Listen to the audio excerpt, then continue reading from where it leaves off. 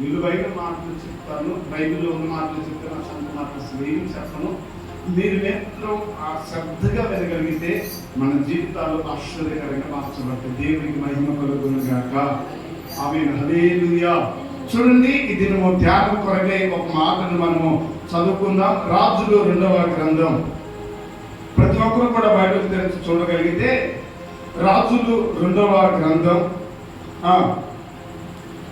1వ వచనం నుండి 5వ వచనం వరకు మాటలు చదువుతారు. మనం శ్రద్ధగా విందాం. రాజులు 2వ గ్రంథం, రాజులు రాసిన 2వ గ్రంథం 20వ అధ్యాయము 1వ వచనం నుండి కొన్ని మాటలు. 1వ వచనం నుండి కొన్ని మాటలు. అమ్మా చదువు.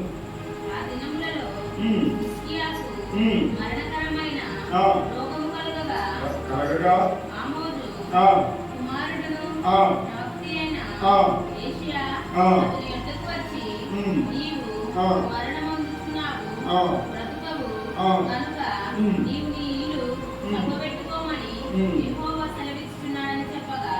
అతడు తన ముఖము ఓడతట్టు తిప్పుకొని, యెహోవా యథార్థ హృదయుడై సత్యముతో నీ సన్నిధిని నేనెట్లు నడుచుకుంటునో, నీ దృష్టికి అనుకూలముగా సమస్తమును నేనెట్లా జరిగించుతునో కృపతో జ్ఞాపకం చేసుకోనమని హిజ్కియా కన్నీరు విడుచుచు యెహోవాను ప్రార్థించెను. యోషియా నడిమిశాలలో నుండి అవతలకు వెళ్ళక మునుపే యెహోవాకు అతనికి ప్రత్యక్షమై ఇలాగ సెలవిచ్చెను, నీవు తిరిగి నా ప్రజలకు అధిపతి అయిన హిజ్కియా వద్దకు పోయి అతనితో ఇట్లనము, నీ పితరుడైన దావీదునకు దేవుడగు యెహోవా నీకు సెలవిచ్చినదేమనగా, నీవు కన్నీళ్లు విడుచుట చూచితిని, నీ ప్రార్థన నేను అంగీకరించి ఉన్నాను, నేను నిన్ను బాగు చేసేదను. 3వ దినమున నీవు యెహోవా మందిరమునకు ఎక్కిపోవుదువు. చిన్న ప్రార్థన చదవబడి లేకుండా తండ్రి మీకు వందనాలు, స్తోత్రాలు. చదవబడ్డ మాటలను బట్టి నాయన మీరే నాతో మా అందరితో మీరు మాట్లాడండి. మీ లేఖనాలు చదివిస్తున్నాయి. ఆత్మ చెప్పు సంగతులు చెవుగలవాడు గ్రహించునుగా కంటున్నారైనా ఆత్మదేవా మీరు మాట్లాడుచు ఉండగా వినగలిగిన చెవులు, గ్రహించగలిగిన మనస్సు మాకు ఇవ్వండి. ఇదిగో నా తండ్రి, ఈ మాటలను సాగుగా నా జీవితాలను కొనసాగించుకునే భాగ్యాన్ని దయచేయండి. ఇదిగో తండ్రి, నీ పక్షమే నిలబడిన నన్ను కూడా జ్ఞాపకం చేసుకోండి. నీ నోటి బోరుగా నన్ను వాడుకొని నీ వాక్కు నాకు మాకు అందరికి వెళ్ళకలిసి నీ ఘనమైన కార్యం చేసి మీరు మహిమని యేసు నామములో అడిగి వేడుకొనుచున్నాము తండ్రి. ఆమేన్. హల్లెలూయా, హల్లెలూయా. చూడండి, ఇక్కడ ఒక చక్కని విషయము మనం చదువుకొని ఉన్నాం. ఏంటయ్యా ఆ విషయం అంటే, ఇక్కడ రాజైన హిజ్కియా ఉన్నాడు, ప్రవక్త అయిన యేషయ్యా ఉన్నాడు. అయితే రాజైన హిజ్కియాకి మరణకరమైన రోగం వచ్చింది. ఈ విషయము ప్రవక్త అయిన యేషయ్యా హిజ్కియా దగ్గరికి వెళ్ళి హిజ్కియాతో చెబుతున్న మాట ఏమనంటే, అయ్యా నీకు మరణకరమైన రోగం వచ్చింది, కాబట్టి నువ్వు చచ్చిపోబోతున్నావు, కాబట్టి నీ ఇంటిని నువ్వు చక్కపరచుకో, నువ్వు చచ్చిపోబోతున్నావు కనుక నీ ఇంటిని నువ్వు చక్కపరచుకోయా అనే విషయాన్ని చెప్పాడండి. చెప్పిన తర్వాత ఆ రోజుల్లో దాదాపుగా రాజుల యొక్క ఇల్లు ఎలాగుంటాయి అంటే పెద్ద కోటలండి, పెద్ద పెద్ద కోటలు ఉంటాయి. అర్థమవుతుంది? రాజుల ఇల్లు అంటే పెద్ద పెద్ద కోటలు ఉంటాయి. అయితే హిజ్కియా ఆ కోటలోని ఒక గదిలో ఉన్నాడు. ఆ కోటలో ఒక గదిలో ఉంటే ఆ గదిలోనికి పోయి ఆ మాట చెప్పాడు యేషయ్యా. చెప్పి ఆ గదిలో నుంచి బయటకు వచ్చాడు. బయటికి వస్తే ఆ ఆలు ఉంటుంది, దాంట్లో ఏముంటుంది, ఆ కోటలో అంటే ఆలు ఉంటుంది. ఆ ఆలు దాటి ఆ బయట ఆవరణము, ఆ కోట యొక్క బయట ఆవరణంలో ఇంక అడుగు పెట్టలేదంట. ఈ ఇంట్లో నుంచి, గదిలో నుండి ఆ బయట ఆవరణంలోనే అడుగు పెట్టలేదు. మరలా యెహోవా వాక్కు ప్రత్యక్షమైంది. ఎవరికి? యేషయాకు ప్రవక్తకు ప్రత్యక్షమైంది. ఏమని ప్రత్యక్షమైందంటే, మరలా నువ్వు హిజ్కియా దగ్గరికి వెళ్ళు, ఆయన మరణించబోతున్నాడు, చచ్చిపోతున్నాడు అనే విషయం నేను చెప్తే నువ్వు చెప్పావు కదా, మరలా నువ్వేం చేస్తావంటే అదే హిజ్కియా దగ్గరికి వెళ్ళి, ఇదిగో నేను అతనికి 15 సంవత్సరములు ఆయుష్ను ఇవ్వబోతున్నాను అనే విషయాన్ని ఇదిగో ఆ రాజుతో చెప్పు అని మరలా యెహోవా వాక్కు ప్రత్యక్షమైనప్పుడు ఆ ఆవరణము దాటిపోకమునిపేనంట మరలా లోపలికి వచ్చాడు. చూడండి, ఒక ఇంట్లో నుంచి ఒక 5 గదులు, ఒక 6 గదులు ఇల్లు ఉందనుకోండి. వాటిలో నుంచి ఒక గదిలో నుండి ఆలు దాటి ఆలు నుంచి ఆ యొక్క బయటికి వెళ్ళటానికి ఎంత టైం పడుతుంది? ఏమన్నా వెళ్ళిపోయేటప్పుడు ఎంత టైం పడుతుంది? సుమారు ఒక 5 నిమిషాలు, 3 నిమిషాలు, అందుకంటే ఎక్కువ పడుతుంది. అందుకంటే ఎక్కువసేపు పడుతుంది, పోవడానికి ఎంత పడుతుంది. కాబట్టి అతను వెళ్ళిపోవడానికి ప్రయత్నం చేస్తూ వెళ్తుంటే ఎమ్మండి యెహోవా వాక్కు ప్రత్యక్షమై మరలా నువ్వు తిరిగి వెళ్ళు అనే విషయాన్ని మాట్లాడాడండి. ఇక్కడ నేను చెప్పాలనుకుంటున్న మాట మీకు నేను అర్థవంతంగా చెప్తాను. చూడండి, ఇక్కడ అతనికి మరణకరమైన రోగం అనే మాట మాట్లాడాడు. ఏంటి ఆ మరణకరమైన రోగం అనే దాని గురించి కూడా మనం ఆలోచించి ఆ తర్వాత నేను చెప్పవలసిన మాట చెప్తాను. ఏంటయ్యా ఆ మరణకరమైన రోగం అని అంటే, ఆ కింద మనం 7వ వచనం చదివితే అక్కడ చెప్తారు. చూడండి, పిమ్మట యేషయా అంజూరపు పండ్లు ముద్ద తెప్పించుడని చెప్పగా వారు దాన్ని తెచ్చి కురుపు మీద వేసిన తర్వాత అతడు బాగుపడిన. దేవునికి స్తోత్రం. ఏంటయ్యా ఆయనకి రోగం? ఏందా మరణకరమైన రోగం అంటే కురుపు వచ్చింది. ఏం కురుపది? ఏంటంత మరణకరమైన కురుపు ఏందయ్యా? అంత మరణకరమైన కురుపు ఏందయ్యా అంటే, ఆ రోజుల్లోని దాన్ని రాసి పుండు అంటారు. ఏమంటారు? రాసి పుండు అంటారు. ఇప్పుడైతే ఏమంటారు? క్యాన్సర్ అంటారు. ఏమంటారు? క్యాన్సర్ పుండు అంటారు. ఆ రోజుల్లోని రాసి పుండు అని అంటారు. కురుపు అనే మాట కూడా మాట్లాడతారు. అయితే ఒకసారి అది గనక ఒక మనిషికి గనక ఆవరిస్తే, ఒక మనిషికి గనక ఆ కురుపు ఆ యొక్క రాశి పుండు కనుక ఒక మనిషికి వస్తే మాత్రం ఆ మనిషి మరణించడమే తప్ప దానికి మరొక మార్గం లేదు. ఇప్పుడైతే క్యాన్సర్కి అంత మటుకు ఆపివేయటానికి అంత మటుకు తీసివేస్తున్నారే కానీ దాన్ని ఆపుచేసే వాళ్ళు ఇప్పటికీ కూడా లేరు. ఇప్పుడు కాలుకి క్యాన్సర్ అయిందనుకోండి, ఈ కాలుకి క్యాన్సర్ అయితే ఇక్కడ తీసేస్తున్నారు, అది పాకకుండా. అంతే తప్ప దాన్ని మాన్పివేయడానికి మందు లేదు. అర్థమవుతుందా? ఈ రోజుల్లో లేదు, ఆ రోజుల్లో అంతకంటే కూడా లేదు. కాబట్టి ఆ మరణకరమైన ఆ పుండు వచ్చినప్పుడు ఆ మనిషి మరణించడమే తప్ప బతకడానికి ఎంత మాత్రమో అవకాశం లేదు, చచ్చిపోవడమే అతడు. అయితే దాదాపుగా ఈ హిజ్కియా 15 రోజుల్లో చచ్చిపోవాల్సిన వ్యక్తికి 15 సంవత్సరముల ఆయుష్ ఇచ్చాడండి. ఆ గురించి నేను చెప్తాను. దాంట్లోనంట దాదాపుగా నేను దాని గురించి ధ్యానం చేసినప్పుడు నాకు తెలిసిన మాటలు ఏంటంటే, ఆ యొక్క కురుపులోనంట దాదాపుగా ఈ చిటుకుడు ఏళ్ళు పురుగులు ఉంటాయంట. ఆ పురుగు దాదాపుగా అంట రోజుకు వచ్చేసి 2 కేజీల మాంసం తింటదంట. ఎన్ని కేజీలు? 2 కేజీల మాంసం ఒక పురుగులన్నీ కలిసి ఒక మనిషిని తింటే ఎన్ని రోజుల్లో ఆ మనిషి అయిపోతాడో చెప్పాలా? ఎన్ని రోజుల్లో అయిపోతాడో? మనిషిలో ఎన్ని కేజీల మాంసం ఉంటుంది? అదేం చెప్పండి. ఎన్ని కేజీలు ఉంటుంది? ఇప్పుడు నువ్వు మురుగు అంత ఉన్నవని నేను అడిగావు అనుకుని, నేను 60 ఉన్నా అనుకున్నాను. 60 ఉందని చెప్పి 60 అంటే నేను ఎన్ని రోజులు బతకాలి? ఇప్పుడు 2 కేజీలు రోజు తింటుంటే 30 రోజులు బతకాలి. మరి దాంట్లో బొక్కలు ఇవన్నీ ఉంటాయి కదా. అసలు కంటే అయితే అంతా మహా అయితే ఒక 30 కేజీలు అయితే అంతే కదా. 30 కేజీలు అయితే ఇప్పుడు ఆ 30 కేజీలు తినడానికి ఎన్ని రోజులు పట్టింది? మరి 15 రోజులే కదా. 15 రోజుల్లో అయిపోతుంది కదా. ఇంకా మనిషి పడిపోతాడా? అయితే అంత మరణకరమైన పురుగులు దాంట్లో ఉంటాయి. ఆ పురుగులు రోజుకొచ్చేసి 2 కేజీల మాంసం తింటాయని. అలాంటి భయంకరమైన పరిస్థితి అది. అలాంటి భయంకరమైన పరిస్థితి అయినప్పుడు ఈ హిజ్కియాకు ఆ సంగతి చెప్పినప్పుడు ఈ హిజ్కియా చేస్తున్న పని ఏంటంటే, ఇదిగో దేవుని సన్నిధిలో ఆయనున్న ఆ గదిలో గోడ తట్టు తిరిగి, ఇదిగో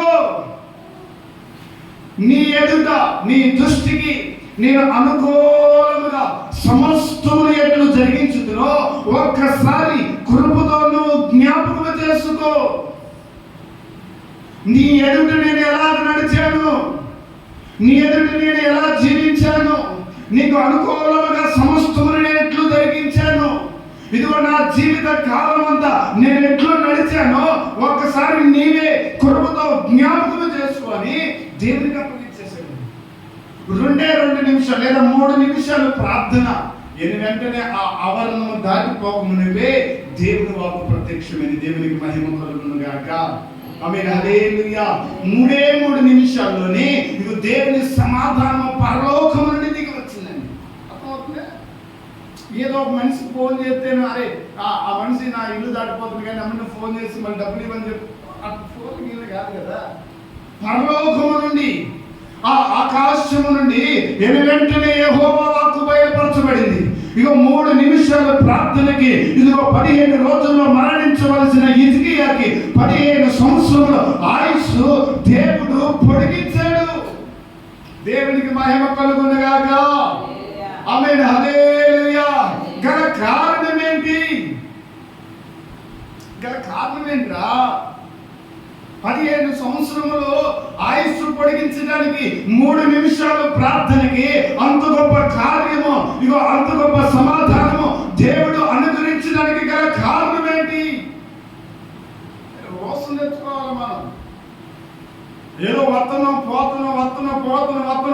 అన్నట్లుగా ఈ రోజు అందరూ కూడా వెళ్తున్నారు కానీ ఒక రోజులతో కూడిన ప్రార్థన ఏదే? రోజులతో కూడిన ప్రార్థన ఏదే? నేను వెళ్తున్నాను ఈ రోజు కంపల్సరిగా నాకు కలిగిన బాధ, నాకు కలిగిన ఇబ్బంది, నాకు కలిగిన కన్నీరు, నాకు కలిగిన సమస్య నుంచి నేను విడిపించబడాలి, నా దేవుడి సమాధానం నేను పొందుకొని మరలా నేను నా ఇంటికి రావాలి అని ఎంతమంది ఈరోజు దేవుడి మందిరానికి వస్తున్నారు? లేదు, ఆ రోసం లేదు. అయ్యగారు చెప్పారు శుక్రవారం ప్రార్థన ఉంటుందని. వేస్ట్ నేను చెప్తున్నాను, వేస్ట్ అట్లా కాదు. భక్తి చేసామా, రోసంగా చేయాలి. ఎంతకాలం చేసామంటే కదా, ఎంతకాలం చేసాము? కొద్ది కాలం చేసామా, 100 సంవత్సరాలు చేసాము. ఎంతకాలం చేసినా రోసంగా చేయని భక్తి. మీకు ఒక వ్యక్తి తెలుసా బైబిల్లోని? ఎవరు అంటే అపోస్తలుల కార్యాల గ్రంథంలో మనకి కనబడతారండి. స్టెఫెన్. ఎవరు? అతను ఎన్ని ప్రసంగాలు చేశాడు, ఎంత పరిచర్య చేశాడు, ఎన్ని మందిరాలు కట్టాడు, ఎంత తిరిగాడు అనే విషయం మనకు ఎందుకు జరిగితే ఆయన గురించి రాయబడింది 2 అధ్యాయాలు. 2 అధ్యాయాలు, ఒకే ఒక ప్రసంగం. దేవుడే ఆ పరలోక దర్శనాన్ని చూపించాడు. దేవునికి మహిమ కలుగును. రోసంతో చేశాడు భక్తి తెలుసా. అనేకులు ఎదుటి నిలబడ్డా కూడా ఎక్కడ కూడా ఎవరికి తిరగలా. అలాగ ధైర్యం నిలబడి ఇదిగో వారికి దేవుని సువార్తను ప్రకటించాడు, దేవుని వాక్కును ధైర్యముగా ప్రకటించాడు. ఇదిగో అతడు నిలబడి ప్రార్థన చేస్తూ ఉంటే ఆయన మాట్లాడుతున్న మాటకి ఎదురు చెప్పలేకపోయారు. అతని జ్ఞానమునకు ఎవరు కూడా మాట్లాడలేకపోయారంట. అక్కడ రాయబడిన మాట కనుక మనం చదివితే ఇదిగో అతడు మాట్లాడుతున్న మాటకి ఎవరు ఎదురు చెప్పలేక ఏం చేయాలో తెలియక వాడి మీద పడి కొట్టి చంపడానికి చూశారు. ఎందుకంటే ఎదిరించలేకపోతున్నారు. అంత జ్ఞానం కలిగి మాట్లాడుతున్నాడు. అంత ఆత్మ అతన్ని ప్రేరేపించిన ఆత్మకు వారు ఎదురు చెప్పలేకపోయి అన్నది. అంత ఆత్మతో మాట్లాడు, అంత మోసం చేయాలి. దేవునికి మహిమ కలుగును గాక. ఆమేన్, హల్లెలూయా. ఇది మనం అది కాదులే కానీ చెప్తున్నాను, భక్తి అలా చేయాలి చేస్తే. అయితే అసలు హిజ్కియాకి ఎందుకు అంత గొప్ప సమాధానాన్ని దేవుడు ఇచ్చాడు? 3 నిమిషాల ప్రార్థనకి 15 సంవత్సరములు ఆయుస్సును పొడిగించడానికి గల కారణం ఈరోజు మనం తెలుసుకోవాలి. ఈరోజు మనం తెలుసుకోకుండా మనం ఏం భక్తి చేద్దాం, ఏ ప్రార్థన చేద్దాం? అసలు ఎందుకు ఇచ్చాడు దేవుడు? 3 నిమిషాల ప్రార్థనకి ఇదిగో 15 సంవత్సరముల ఆయుస్సును ఇవ్వడానికి గల కారణం ఏంటి? వెంటనే ఆ గొప్ప సమాధానం రావడానికి గల కారణం ఏంటి? మనం ఆలోచించాలి. ఒక రోజు తర్వాత వచ్చిందంటే ఏమనుకోవచ్చు, ఒక 6 రోజుల తర్వాత వచ్చిందంటే ఏమనుకోవచ్చు, లేకపోతే ఒక పూటకు వచ్చిందంటే ఏమనుకో, ఒక గంటకు అట్లా కాదు కదా, 3 నిమిషాలకే. గల కారణం ఏంటి అనే విషయాలను నేను మీకు తెలియజేస్తాను. శ్రద్ధగా ఎందుకు దేవుడు అతనికి ఆ సమాధానం ఇచ్చాడు? 15 రోజుల్లో చచ్చిపోవాల్సిన వ్యక్తి 15 సంవత్సరాల ఆయుస్సును ఎందుకు పొడిగించాడు? 3 నిమిషాల ప్రార్థనకి పరలోకము నుండి దేవుని వాక్కును ఎందుకు పంపించాడు? నేను అన్ని మీకు అర్థమయ్యేలా చెప్తాను. ఎక్కువసేపు వివరించను, 10 నిమిషాలు చెప్పేసి ముగిస్తాను. చూడండి, అదే రాజుల గ్రంథము 18వ అధ్యాయం చూడండి. ఎందుకు దేవుడు అంత గొప్ప సమాధానాన్ని హిజ్కియాకి ఇచ్చాడో నేను మీకు తెలియజేస్తాను. మీరు ఆ మాటలన్నీ కూడా చూడండి. అదే రాజుల గ్రంథము 2వ రాజులు 18వ అధ్యాయము 3వ వచనం చదువుతారు. 3వ వచనం. తన పితరుడైన దావీదు చేసినట్లు అతడు యెహోవా దృష్టికి పూర్ణముగా నీతిని అనుసరించిన దేవునికి మహిమ కలుగును గాక. హల్లెలూయా. మొదటి మాట ఏంటి చెప్పిన? మొదటి మాట ఏంటంటే యెహోవా దృష్టి కంటే అతడు పూర్ణముగా నీతిని అనుసరించిన వాడు దేవునికి మహిమ కలుగును. తన పితరుడైన దావీదు ఎలాంటి నీతిని అనుసరించి నడుచుకున్నాడో, ఎలాంటి నీతి కలిగి బతికాడో, ఎలాంటి పూర్ణమైన నీతితో కొనసాగాడో, అలాంటి పూర్ణమైన నీతితో ఇతడు కూడా కొనసాగాడు. దేవుడికి మహిమ కలుగును గాక. చూడండి, హిజ్కియా గురించి రాయబడిన శ్రేష్టమైన మాట ఏంటంటే అతడు నీతి కలిగి కొనసాగాడండి. నీతిమంతుడిగా జీవించాడు. నీతి కలిగి తన యాత్రను, తన జీవితాన్ని, తనకు అప్పగించిన జీవితాన్ని, ఇదిగో తను రాజుగా నిలబడిన ఆ జీవితము ఎక్కడ కూడా నిస్ప్రయోజనము కాకుండా, నేను రాజును కదా అని ఎక్కడ కూడా హెచ్చించుకోకుండా, ఎక్కడ కూడా గర్వంతో నడవకుండా ఇదిగో నీతిగా నడుచుకున్నాడంటే ప్రతి విషయంలో. దేవునికి మహిమ కలుగును గాక. ఆమేన్. హల్లెలూయా. నీతిగా నడుచుకునే వారిని దేవుడు ఎంత మాత్రమో కూడా వారిని తీసివేయడండి, వారిని తీసివేయడం. మన బైబిల్లో చూస్తాం, ఆదికాండంలోని 6వ అధ్యాయంలోని మనకు అక్కడ ఒక వ్యక్తి కనబడతాడు. ఎవడంటే నోవాహు కనబడతాడు. ఎవరు? నోవాహు. నోవాహు గురించి ఏం రాయబడిందంటే ఆ తరములో నోవాహు ఒక్కడే యెహోవా దృష్టికి నీతిమంతుడిగా కృప పొందిన వాడిగా ఉన్నాడంటే దేవునికి మహిమ కలుగును. అతను ఒక్కడి నీతిమంతుడంట. చూడండి, ప్రజలందరూ పాడైపోయారంట, నరులందరూ చనిపోయారంట, ప్రజలందరూ కూడా పాపము చేత పాడైపోయి ఇదిగో దేవుడికి కోపము తెప్పిస్తే ఇప్పుడు దేవుని కోపం వాడి మీద రగులుకొని దేవుడు అక్కడ మాట్లాడతారు, ఇదిగో వీరందరినీ నేను హతము చేయబోతున్నాను, కానీ నోవాహు నువ్వు ఒక్కడివే నా దృష్టికి నీతిమంతుడిగా కొనసాగవు కనుక ఇదిగో నువ్వు నీకోసం వాడగలవు. ఏం చేయాలి? నీకోసం అందరినీ చంపేస్తాను, అందరూ ఈ జన్మలో చచ్చిపోతారు, కానీ నువ్వు చావకూడదు. ఏం కావడదు? నువ్వు చావకూడదు. ఎందుకు? నా దృష్టికి నువ్వు కృప పొందినవాడు, నీతిగా నడిచినవాడు. దేవుడికి మహిమ కలుగును. నీతిమంతుడిగా నోవాహు ఒక్కడే ఆ తరంలో అగపడ్డాడు కనుక దేవుడు ఏం చేశాడంటే నోవాహు మట్టికే వాడిని సిద్ధము చేసి ఆ కుటుంబంలో ఉన్న వారిని అందరినీ కూడా రక్షించాడు. దేవునికి మహిమ కలుగును. ఈరోజు మన నీతి ఎంత? మన నీతిని బట్టి మన కుటుంబం రక్షించబడుతుందా? మన నీతిగానే నీతిగానే కొనసాగుతున్నామా? నీతిగానే జీవిస్తున్నామా? నీతిగానే మన యాత్ర కొనసాగుతుందా? అన్యాయముగా, అక్రమ చేయవారముగా, అనేకులతో పోట్లాడేవారుగా, అనేకులను అనేక రీతిగా బాధ పెట్టేవారుగా, ఇబ్బంది పెట్టేవారుగా మన జీవితం, మన యాత్ర కొనసాగించబడుతుందా? అలా కొనసాగించబడుతుంది. నోవాహు తను నీతిగా నడిచాడు కనుక తను ఒక్కడే బతికాడు, తన కుటుంబం మాత్రమే అలాగనే హిజ్కియా కూడా నీతిగా నడుచుకున్నాడు. పూర్ణమైన నీతితో నడుచుకున్నాడు కనుకనే ఇగో అతనికి 15 సంవత్సరాల ఆయుష్ ఇవ్వబడింది. దేవునికి మహిమ కలుగును గాక. ఈ రోజు నువ్వు నీతిగా కొనసాగించు, నీతిగా జీవించు చూడు, నీతిగా బ్రతకడానికి నీవు సిద్ధపడు. నా దేవుడు నిన్ను సజీవ లెక్కలో ఉంచి, నీ కుటుంబాన్ని సజీవ లెక్కలో ఉంచి, నీ ద్వారా ఒక గొప్ప దుర్గమును నా దేవుడు స్థాపిస్తాడు. హల్లెలూయా. నా దేవుడు నమ్మదగిన వాడు. నా దేవుడు తరతరములు జీవిస్తున్నది జీవాధిపతి యొక్క దేవుడు ఆయన.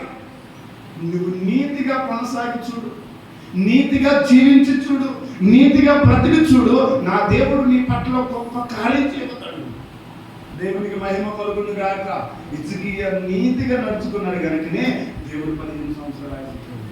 3 నిమిషాలు ప్రార్థన, ఆకాశం నుండి సమాధానం. ఈరోజు నేను అదే చెప్పినాను, మీరు నీతిగా జీవించండి, పూర్ణమైన నీతితో బ్రతకండి. నా దేవుడు మీ పట్ల ఘనమైన కార్యం. దేవునికి మహిమ కలుగును గాక. మొదటి మాట ఏంటంటే యెహోవా దృష్టికి పూర్ణమైన నీతిగా అక్కడ కొనసాగి. రెండో మాట ఏంటో తెలుసా? ఎందుకు దేవుడు అతనికి సమాధానం ఇచ్చాడో తెలుసా? చూడండి, అక్కడ 4వ వచ్చింది. ఉన్నత స్థలములను కొట్టివేసి విగ్రహములను పగలగొట్టి దేవతా స్తంభములను పడగొట్టించిన దేవునికి మహిమ కలుగును. ఏం చేశాడు ఇక్కడ?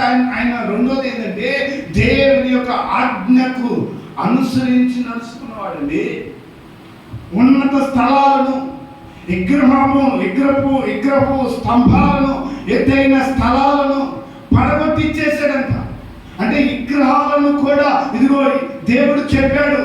ఎక్కడంటే మన నిర్గమకాండంలో 20వ అధ్యాయం 4వ వచనంలో చూస్తే అక్కడ చెప్తాడు దేవుడు. ఒకసారి చూడండి అన్నమాట. నిర్గమకాండము 20వ అధ్యాయం 4వ వచనంలో చెప్తాడు దేవుడు.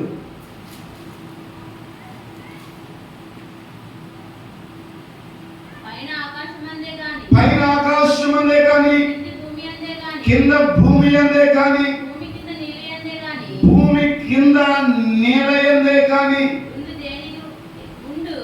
ఉండు ఏ రూపము అయినను విగ్రహమునైనను నీవు చేసుకొనకూడదు.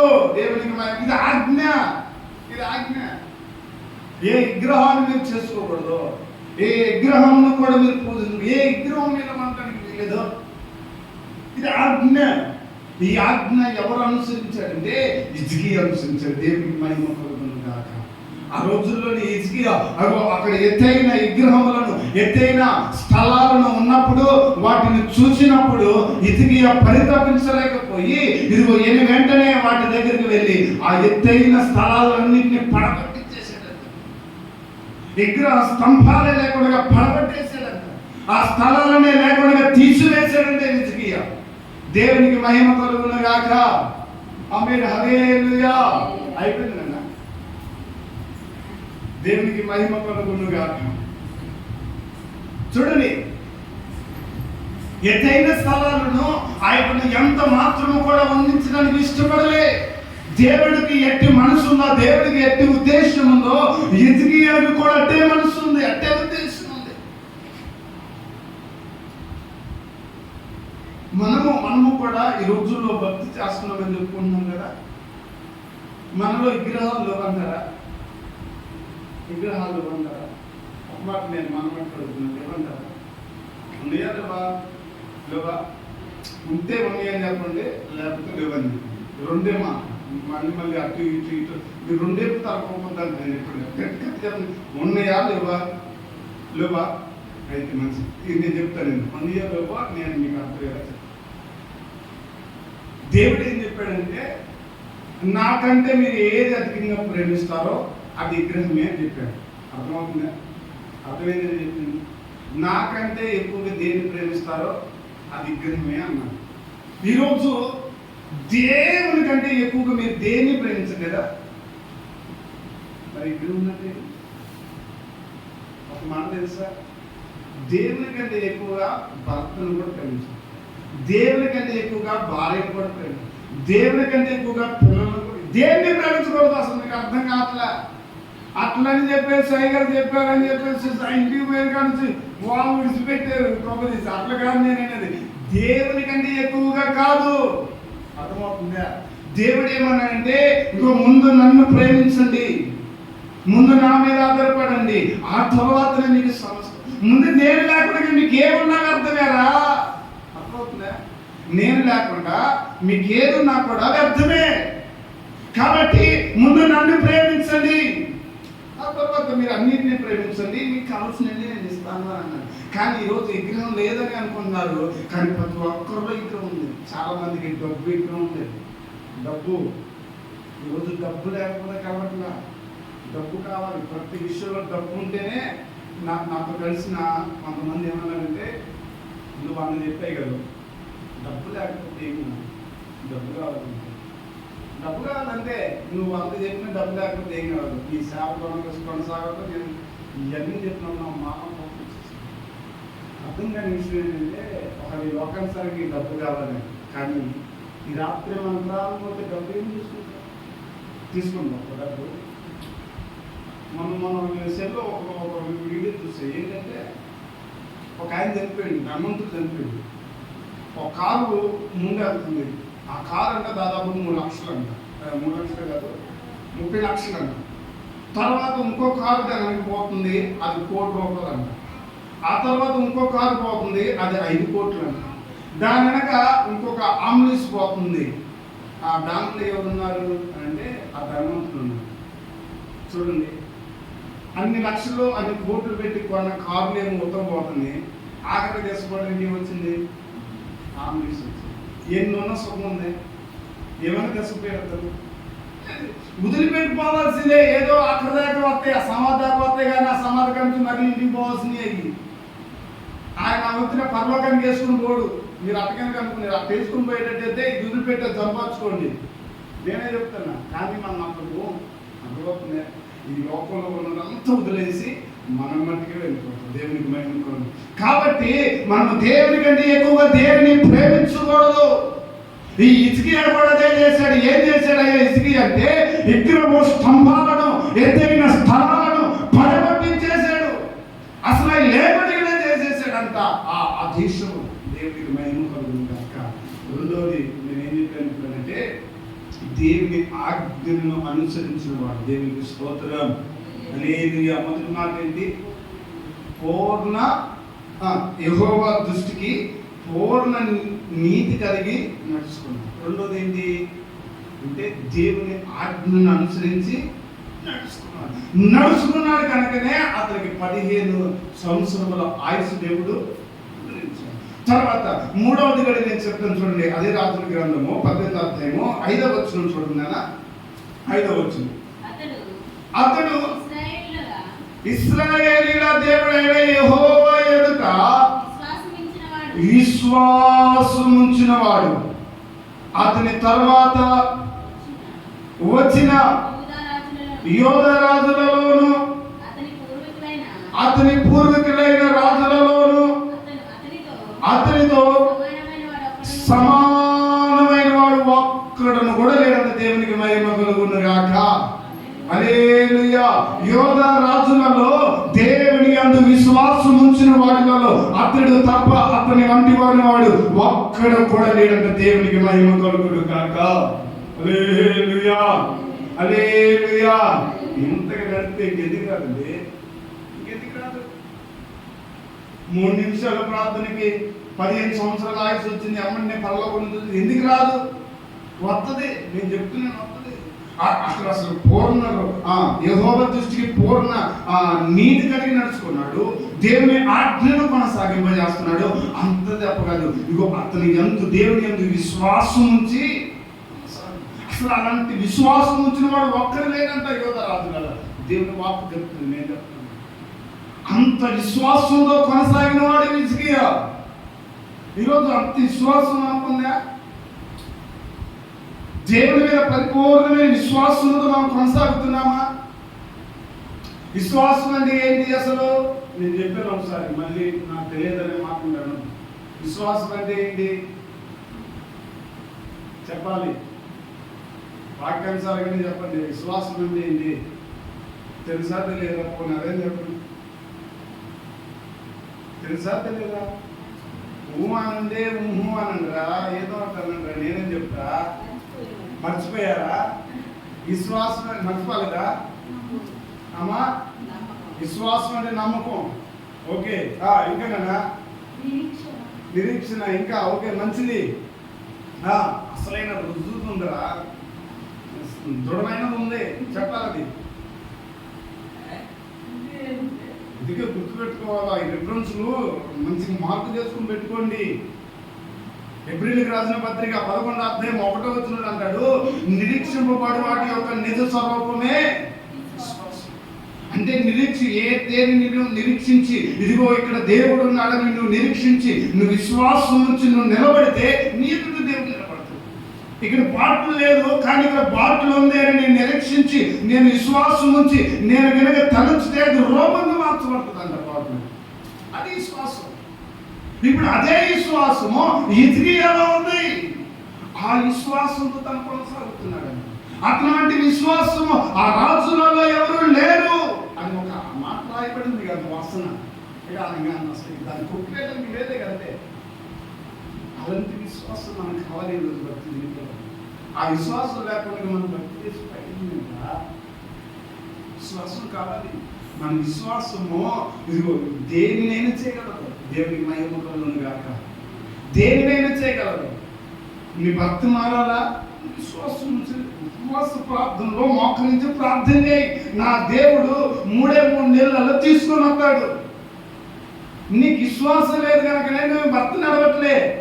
నీకు విశ్వాసం లేదు కనుక నీ పిల్లల క్రమంగా లేరు. నీకు విశ్వాసం లేదు కనుక నీ కుటుంబ పరిస్థితులు సరిగ్గా మార్చబడట్లా, నీ స్థితిగతులు సరిగ్గా మార్చబడట్లా, నీ విధానాలు సరిచేయబడట్లా.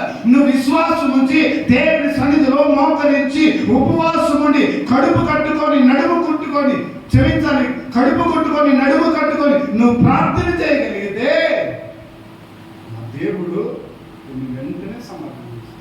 దేవునికి మహిమ కలుగును గాక. హల్లెలూయా. నా దేవుడికి వెంటనే సమాధానం ఇవ్వకుండా ఈరోజు నువ్వు అసలు ఆ కడుపునే కట్టుకోవట్లేదు, ఆ కడుపును కుట్టుకోవట్లేదు, ఆ నడుము కట్టుకోవట్లేదు, ఏం లేదు. హాయిగా 8:30కి కొంచెం లైట్గా కడుపులో వేసుకొని సర్వత మరి ఎక్కడైతే మొత్తుకుంటున్నాయని ఏం పని లేదు. మరి పోయి కాసేపు పోయి అప్పుడు వస్తామని అంటే సుఖమేంటి చెప్పు. దైవ నీకైనా చూడాలి. ఈ సుఖం ఏంటి? ఏం లేదు. అదే మన జీవితంలో మన బ్రతుకులోని గొప్ప కార్యం చూడాలంటే మనం కనిపెట్టుకోవాలి. మనం ప్రార్థన చేయాలి. నేను ఈ మాట భారంగా చెప్తున్నాను. మనం ఎంత భారంగా కనిపెట్టుకుని ప్రార్థన చేస్తామా దేవుని కార్యం అంతగా చూడగలుగుతాం. మనం ఆ భారం లేకుండా ఉంటామా ఏ కార్యం చూడలేము. నేను మళ్ళీ చెప్తున్నాను, ఏ కార్యక్రమం చూడలేము. ఈరోజు మన కుటుంబాల కార్యం జరగాలంటే మనం ఉపవాసం ప్రార్థన చేయాలి. యేసుప్రభువు అదే చెప్పారు, ఇదిగో నీకు ఏది కావాలి, నువ్వు దేన్ని జయించలేకపోదు, దేని నువ్వు విజయం పొందలేవు, ఉపవాసం ప్రార్థన చేయండి అని సుస్థితో చెప్పాడు. కాబట్టి మనం ఉపవాసం నుండి దేవుని సన్నిధిలో ప్రార్థన చేయగలిగితే, మొరపెట్టగలిగితే దేవుడు కొద్ది రోజుల్లోనే దాని ఫలితం చూసేలా చేస్తారు. ఆ విశ్వాసం మనకు ఉండాలా. ఇప్పుడు అసలు విశ్వాసమే ఆ భక్తి లేకుండా మనం ఎలాగ ఆశీర్వాదం చూస్తాం.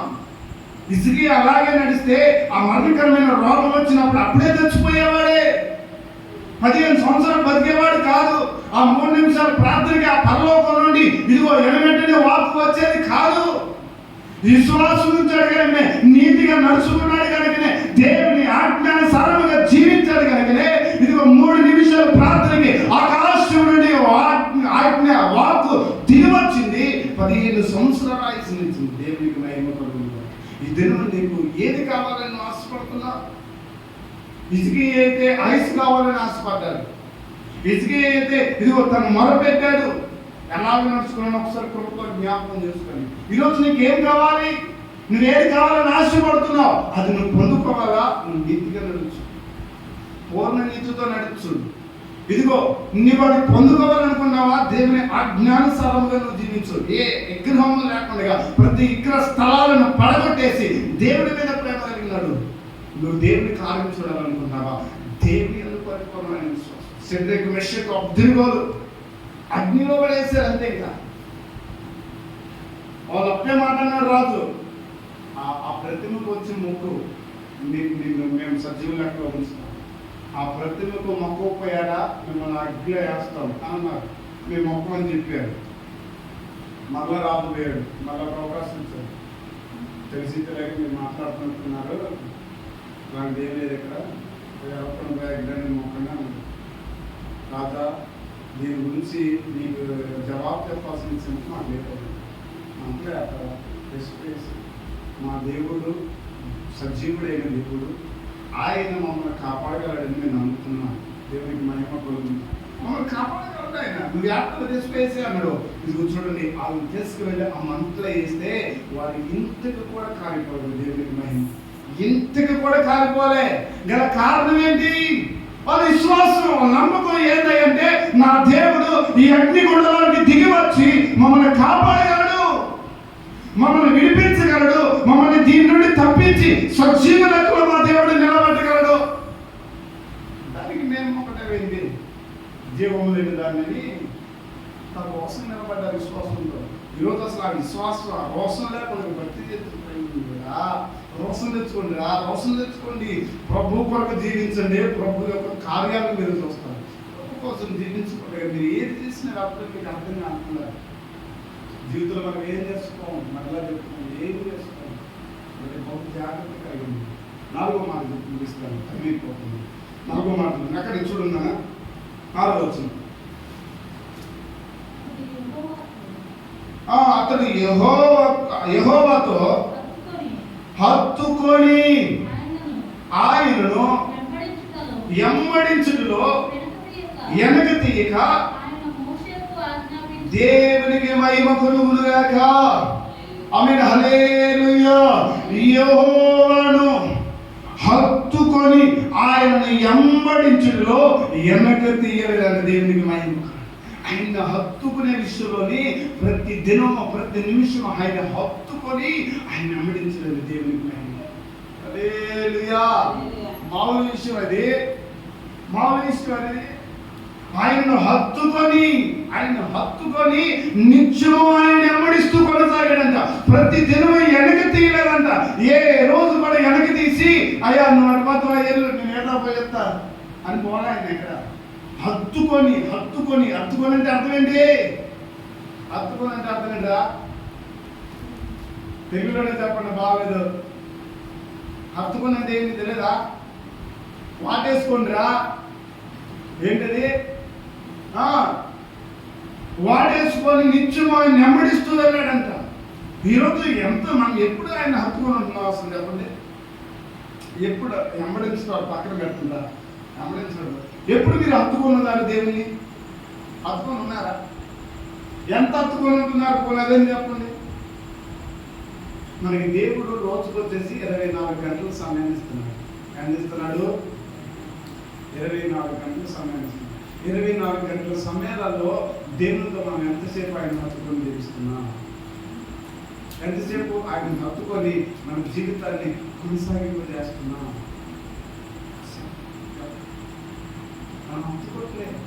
మనం హత్తుకొని మన జీవితాన్ని కొనసాగింపు చేయట్లేదు. ఈరోజు మనం ఆయన హత్తుకొని కొనసాగించబడకపోతే మనం ఎలాగో సమాధానాన్ని చూడగలుగుతాం? ఎలాగో దేవుని యొక్క సమాధానం చేత నడిపించబడతాం? ఆయనని వెంబడించుటలో వెనక తీయక వెళ్ళాను. దేవునికి మహిమ. అక్కడ రాయబడిన మాట, నువ్వు మోషేకు ఆజ్ఞాపించిన ఆజ్ఞలన్నిటినీ గైకొనొచ్చుండెను. ఏ మాటలైతే మోషే చెప్పాడో ఆ మాటలన్నిటినీ గైకొని వాటిని అనుసరిస్తూ కొనసాగేవాడు. దేవునికి మహిమ. ఇంకెందుకు రాదు సమాధానం?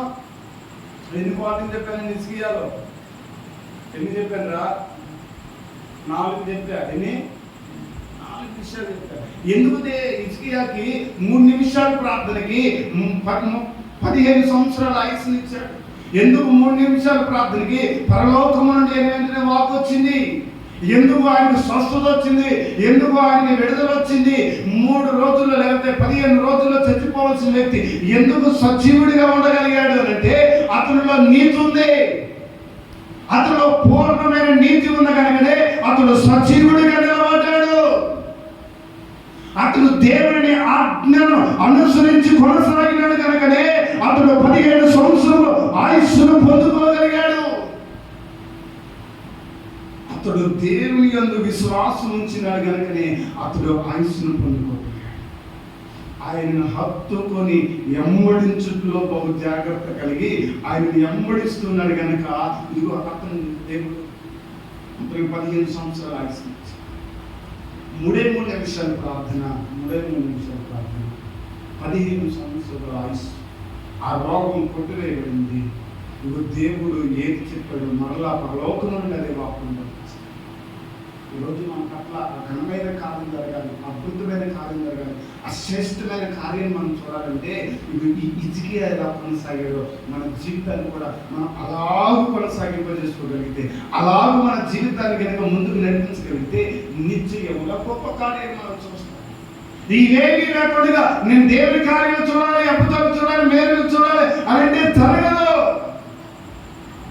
ఏదో నువ్వు పేరుకి చేస్తున్నావు కానీ దానివల్ల ప్రయోజనం లేదు. పేరుకి ఎప్పుడు ఏది చేయొద్దు. పేరుకి చేయడం వల్ల మనకి ఏమాత్రం ప్రయోజనం ఉండదు. పేరు కోసం కాకుండా దేవుని కోసం రోషం కలిగి, భక్తి కలిగి, కనిపెట్టుకొని ఇంకో హిజ్కియా ఎలా నీతికి నడిచాడో, పూర్ణమైన నీతితో నడిచాడో అలా పూర్ణమైన నీతితో నడిచాడు. హిజ్కియా ఎలాగైతే ఇదిగో దేవుని ఆజ్ఞను అనుసరించిన వాడిగా ఉన్నాడో మనం కూడా అలాగే అనుసరించిన వాడిగా ఉన్నాడు. ఇదిగో ఎలాగైతే హిజ్కియా ఇదిగో దేవుని యందు విశ్వాసం ఉంచాడో అలాంటి విశ్వాసంతో కొనసాగండి. ఇదిగో హిజ్కియా ఎలాగైతే ఇదిగో ఆయన హత్తుకొని ఇదిగో ఎలాగో ఎమ్మడించాడో ఎనికి తీయకుండా అలాగో ఆయన్ని హత్తుకొని ఎమ్మడించండి. అప్పుడు మన జీవితాలు ఆశీర్వాదకరంగా మార్చబడతాయి. హల్లెలూయా. దీవెనకరంగా మార్చబడతాయి, ప్రయోజనకరంగా మార్చబడతాయి. నిశ్చయముగా నా దేవుడు అతి గొప్ప కార్యాలు చేయగలిగిన వాడంతే. హిజ్కియా ఊరికే రాలేదు. రోజు చాలా మంది ఆ మాటలు చదివి దేవుడు అమ్మని సమాధానం ఇచ్చాడు, అయ్యా మాకు సమాధానం మాకు ఎట్లా వస్తుందా? ఏదా జీవితమే? అసలు జీవితమే లేకుండా నాకు సమాధానం కావాలి అసలు ఎట్లా వచ్చింది? నీ నడక ఎలా ఉంది? నీ విధానం ఎలా ఉంది? నువ్వు నడిచే విధానం ఎలా ఉంది? నీ నీతి ఎలా ఉంది? నువ్వు దేవుని ఆజ్ఞానుసారంగా జీవిస్తున్నావా? విశ్వాసం ఉంచుతున్నావా? ఇదిగో దేవుడిని హత్తుకొని ఎమ్మడించి కొనసాగుతున్నా. అసలు ఎన్ని రాకూడదు, నీకు సమాధానం ఎలా అవుతుంది? ఏంటి మాత్రం కాకపోతే రాదంటే సమాధానం రావాలి అని అంటే ఇది వెంటనే దేవుని కార్యం చూడాలంటే మనకి ఇది కావాలి. ఇది లేదా మనం దేవుని కార్యం చూడాలి. దేవుడికి మహిమ కలుగును గాక. ఆమేన్. హల్లెలూయా. దేవుడు నిశ్చయముగా మనల్ని అట్టి రీతిలో కొనసాగింప చేయును గాక. ఆమేన్. హల్లెలూయా. ఎందుకు హిజ్కియాకి సమాధానం వచ్చింది చెప్పాలి. ఏంటికి వచ్చింది చెప్పండి, నేను ముగిస్తాను. ఏంటికి వచ్చింది? మొదటి మాట అర్థం కాదా? పూర్ణమైన నీతిని బట్టి అతనికి ఆయుష్ వచ్చింది. ఇంకెందుకు వచ్చింది? ఆజ్ఞను అనుసరించిన వాడు కనుక అతని సమాధానం. ఇంకెందుకు వచ్చింది? విశ్వాసం ఉంచిన వాడు కనుక అతనికి ఆయుష్ వచ్చింది. ఇంకెందుకు వచ్చింది? హత్తుకొని అమ్మడించాడు కనుక సమాధానం వచ్చింది. ఈరోజు మనకి కూడా సమాధానం కావాలంటే ఈ 4 క్వాలిటీస్ మనలో ఉన్నాయా? ఈ 4 క్వాలిటీస్ చేత మేము అనిపించబడుతున్నామా? లేకపోతే ఏవి లేకుండా మనం కావాలని ఆశపడుతున్నామా? యథార్థంగానే మనం ముందు అడుగుతున్నామా? ఇవన్నీ ఏమి లేకుండా కావాలయ్యా కావాలయ్యా చేయయ్యా అనేలాగా ఉంటున్నామా? ఒకసారి నేను ఎవరిని విమర్శించట్లేదు. మనం ఒకసారిగా మన హృదయంతరంగంలో నుండి మనం విమర్శించుకుంటూ ఒకసారి ప్రార్థన చేసుకుంటాం. ఎలాగున్నామా? మనం అలా ఉన్నామా? లేకపోతే అలా కాకుండా అంగీకారంగా కాకుండా ఇష్టం లేకుండా మనం ఈ కావాలని అడుగుతున్నాం. ఎలాగున్నాము? ఒకసారి మనం పరీక్షించుకుంటూ ప్రార్థన చేసుకున్నాం. అందరూ కూడా మోకరించింది. మన స్థితి ఎలా ఉంది? మన జీవితం ఎలా ఉంది? మన బ్రతుకు ఎలా ఉంది? దేవునికి అనుకూలంగానే మనం ఉన్నామా? దేవునికి ఇష్టలుగానే మనం ఉన్నామా? దేవుడు కోరుకున్న బిడ్డలుగానే మనం ఉన్నామా? హిజ్కియాలాగా మనము పూర్ణమైన నీతితో కొనసాగించబడుతున్నామా? హిజ్కియావలే మనము ఆయన ఆజ్ఞను అనుసరించిన వారమై ఉన్నామా? హిజ్కియావలే విశ్వాసము కలిగి కొనసాగే వారుగా ఉంటున్నామా? హిజ్కియా వలె ఆయన హత్తుకొని వెంబడించే వారిగా ఉంటున్నామా? ఎలా ఉంటున్నా? ఎలా మన జీవిత ప్రయాణం కొనసాగుతుంది? ఎలాగ మన ఆత్మీయ యాత్ర కొనసాగుతుంది? ఎలాగ మనం జీవిస్తున్నాం? ఈరోజు సమాధానం కావాలని ఆశపడుతున్నావు కదా? ఈరోజు నీకు విడుదల కావాలని ఆశపడుతున్నావు కదా? నీ కుటుంబము సరిచేయబడాలని ఆశపడుతున్నావు కదా? నీ కుటుంబం సరిదిద్దబడాలని ఆశపడుతున్నావు కదా? నువ్వు మేలు చూడాలని ఆశపడుతున్నావు కదా? నువ్వు దీవెనను చూడాలని ఆశపడుతున్నావు కదా? నీ పట్ల ఘనమైన కార్యము జరగాలని ఆశపడుతున్నావు కదా? ఈ 4 క్వాలిటీలు ఉన్నాయా? ఒకసారిగా నిన్ను పరీక్షించు. దేవా, ఇదిగో నేను ఇలాగ లేదు, ఇంతవరకు నేను నీతిగా అనుసరించలేదు, నన్ను క్షమించండి అయ్యా. ఇంతవరకు నేను నీతిగా కొనసాగలేదు, నన్ను క్షమించండి. పూర్ణమైన నీతి లేకుండా నేను నన్ను క్షమించండి అయ్యా. ఇది మొదలుకొని నేను నీతి కలిగి అయ్యా పూర్ణమైన నీతితో నేను కొనసాగాలయ్యా. అదేంటో చిన్న తీర్మానంతో ప్రార్థన చేస్తుంది. ఎవరు మౌనం ఉండదు. మౌనం ఉండే సమయం కాదు. స్వరమెత్తాలి. నా దేవుడు మీ మొరను ఆలకిస్తున్నాడు. హృదయాంతరంలో ఎరిగిన దేవుడు ఇదిగో ఈ దినమే నీ పట్ల ఒక ఘనమైన కార్యము చేయాలని ఆశపడుతున్న దేవుడు కనుక నీ స్వరమెత్తి అడుగు. నా దేవుడు నీకు సమాధానం ఇస్తాడు. అడుగు అయ్యా, ఇదిగో నేను ఈ ఆజ్ఞ అనుసరించి నేను నడవలేదు, నన్ను క్షమించండి. ఇగో విగ్రహాలను నేను మాలో పెట్టుకొని, విగ్రహ స్తంభాలను మాలో పెట్టుకొని మేము కొనసాగుతున్నామయ్యా. ఇగో అతిథి మా నుండి దూరపరచండి. నేను ఏ విగ్రహమును పెట్టుకోకుండా సహాయం చేయండి. ఇదిగో నాయన ప్రభువా, అయ్యో ఈ శ్వాసమందు నేను మిమ్మల్ని నిలిచిన నేను కొనసాగవలసిన వారు అయ్యా. ఈ రోజు నేను పూర్ణమైన విశ్వాసం నైనా సరైన విశ్వాసంలో మేము కొనసాగలేకపోతున్నామేమో అయ్యా. మమ్మల్ని దయతో జ్ఞాపకం చేసుకుని శరీరకు మెషిన్ ఒక విశ్వాసం నమ్మకం నాయన అయ్యా. విశ్వాసము మాకు దయచేయండి అయ్యా. ఇదిగో నాయన ప్రభువా, అయ్యా హత్తుకొని వెంబడించాడు నాయన హిజ్కియా. మేము కూడా హత్తుకొని వెంబడించే వారిగా ఉండాలి. అట్టి జీవితాన్ని మాకు ఇవ్వండి అయ్యా. అట్టి బ్రతుకుని మాకు ఇవ్వండి అయ్యా. అలాగ మేము కొనసాగే భాగ్యాన్ని మాకు ఇవ్వండి అయ్యా. అలాగ జీవించే కృప మాకు ఇవ్వండి అయ్యా. ఇగో ఈ 4 క్వాలిటీలు నాలో లేవండి అయినా. ఈ 4 క్వాలిటీలు నాకు ఇవ్వండి అయ్యా. ఇదిగో నాలో ఈ క్వాలిటీ లేదు ఇవ్వండి అయ్యా. నాలో ఇది లేదు ఇది ఇవ్వండి అయ్యా అని అడగలిగితే నా ప్రభు ఈ రాత్రి నీకు అది ఇవ్వబోతున్నాను. ఇదిగో నా దేవుడు నీ పట్ల ఘనమైన కార్యం చేస్తాడు. సహోదరి సహోదరు, ఇదిగో నా దేవుడు అద్భుతము చేయగలిగిన వాడు. హిజ్కియా పట్ల ఎలాగో అద్భుతము చేశాడు, హిజ్కియాకు ఎలాగో సమాధానం ఇచ్చాడు, హిజ్కియాకు ఎలాగో ఆయుష్నిచ్చాడు, ఈ రోజు నీకు కూడా ఆయుష్ని ఇవ్వబోతున్నాడు. ఈ రోజు నీకు కూడా సమాధానం ఇవ్వబోతున్నాడు. ఈ మందిరము ఆవరణము దాటి పోక మురిపే నా దేవుని సమాధానము, దేవుని వాక్కు ఇదిగో వెల్లడపరచబడబోతుంది. కాబట్టి అడగండి. దేవా నీ సమాధానం కావాలి అయ్యా. నాలో ఇట్టి విశ్వాసం అండి అయ్యా. నేను ఇలా హత్తుకొని నేను వెంబడించే కృపనివ్వండి అయ్యా. నేను పూర్ణమైన నీతి కలిగి నడుచుకునే కృపనివ్వండి. నీ ఆజ్ఞానుసారంగా జీవించే కృపనివ్వండి అయ్యా. నీలో కొనసాగే భాగ్యాన్ని నాకు ఇవ్వండి అయ్యా అంటూ ప్రార్థన చిన్న తీర్మానం ఈ దినమును తీర్మానం చేస్తూ ఉండగానే నా ప్రభు నీ పట్ల ఘనమైన కార్యం చేస్తాడు.